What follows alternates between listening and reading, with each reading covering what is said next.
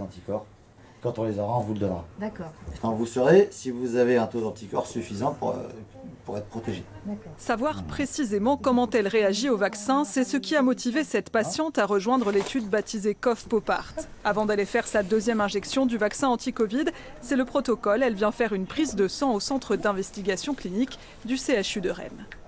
C'est surtout l'efficacité du vaccin qui m'a interpellée. Savoir si vraiment on est protégé, combien de temps et voilà, parce que c'est nouveau. L'équipe du professeur Laviole suit depuis le printemps 323 patients âgés de plus de 18 ans, avant, pendant et après vaccination.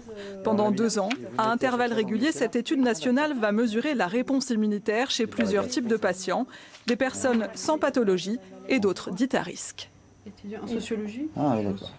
On sait par exemple que les patients transplantés ou les patients qui ont des immunosuppresseurs, ils vont moins produire d'anticorps, donc peut-être moins bien répondre au vaccin.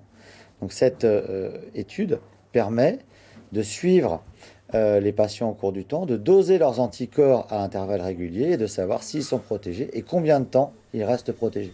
Pour participer à l'étude, il faut donner un peu de son temps et de son sang. Parmi les volontaires, certains hésitaient même à se faire vacciner, comme cette étudiante.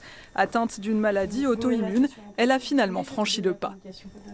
C'est pas un investissement non plus qui est trop lourd, c'est pas non plus, il n'y a pas un impact considérable, donc ça me semblait nécessaire de participer quand même à l'étude.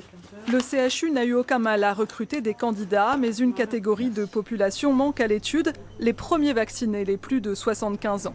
Quant aux plus jeunes, les 12-17 ans, ils pourront bientôt y participer.